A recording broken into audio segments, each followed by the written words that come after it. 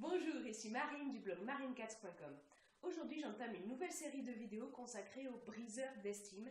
Les briseurs d'estime qui peuvent représenter un danger pour notre bien-être. Alors, vous vous demandez peut-être, mais c'est quoi exactement que tu appelles briseur d'estime? En fait, il ne s'agit pas d'un terme de psychologie, quoi que ce soit. C'est comme ça que j'appelle les gens qui ont une tendance à attaquer l'estime de l'autre. Que ce soit par leur comportement ou par leurs paroles, ils influent négativement sur l'estime personnelle de l'autre, sur comment l'autre se perçoit. En fait, c'est un peu comme, vous savez, si vous avez un bleu, là, par exemple, sur le bras, vous vous êtes fait mal, comme ça, et puis c'est comme si quand quelqu'un appuie dessus, ben, ça fait mal. Les briseurs d'estime, c'est pareil. Vous avez une blessure intérieure, ou pas d'ailleurs, mais en général, vous avez une blessure intérieure, et quelqu'un qui appuie là où ça fait mal. C'est ça, un briseur d'estime. Ça appuie là où ça vous fait mal. C'est-à-dire qu'ils vont faire par leur remarque, par leur comportement, voilà, vous allez vous sentir attaqué, dévalorisé. C'est pour ça d'ailleurs que les briseurs d'estime sont hyper nocifs et peuvent entraîner justement un sentiment de dévalorisation. Et du coup, quand vous êtes trop confronté aux briseurs d'estime, eh bien votre estime personnelle, elle fond comme neige au soleil. Or, peut-être que vous le savez ou pas, je ne sais pas, mais l'estime de soi, c'est super important. C'est super important pour se sentir bien et pour être heureux. D'ailleurs, je vous renvoie à ce sujet à une vidéo que j'ai faite sur l'estime de soi. Alors, vous pouvez vous dire, ouais, mais du coup, les briseurs d'estime, c'est des vilains personnages, puisqu'ils veulent attaquer notre estime. En fait, c'est rare les personnes qui vraiment prennent un malin plaisir à faire du mal aux autres. Elles sont rares finalement.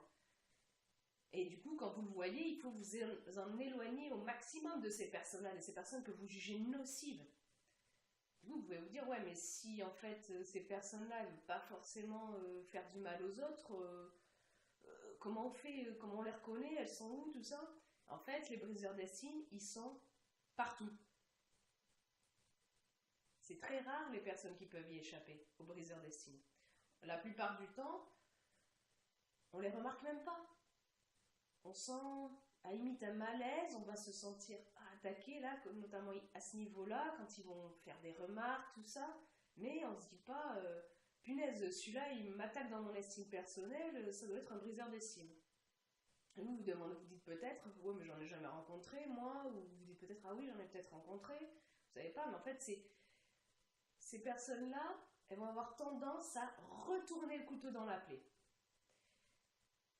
Le truc, c'est que les briseurs d'estime, ils agissent pas toujours en briseurs d'estime. C'est juste parfois, plus ou moins souvent.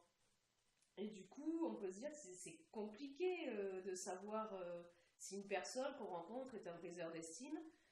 Et faut pas devenir parano, hein, faut pas avoir une méfiance excessive et vous dire à chaque personne que je rencontre, c'est peut-être un briseur d'estime, il le cache bien, mais attention, il va m'attaquer, machin.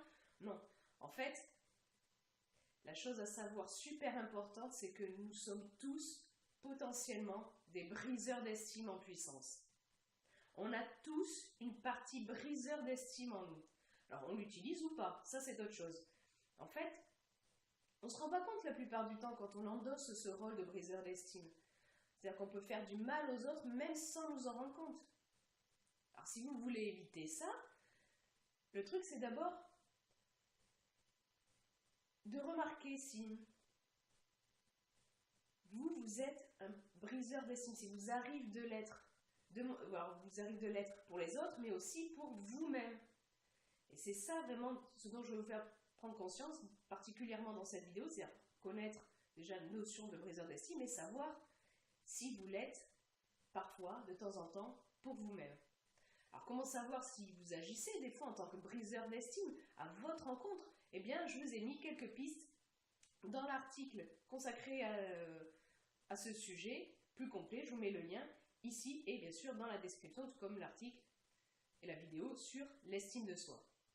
Si vous pensez vous-même avoir déjà rencontré un briseur d'estime, cliquez sur le pouce en l'air présent en bas de la vidéo. Vous pouvez également trouver dans ce coin-là un petit bouton rouge pour vous abonner à la chaîne YouTube, comme ça vous êtes averti dès que je publie une nouvelle vidéo.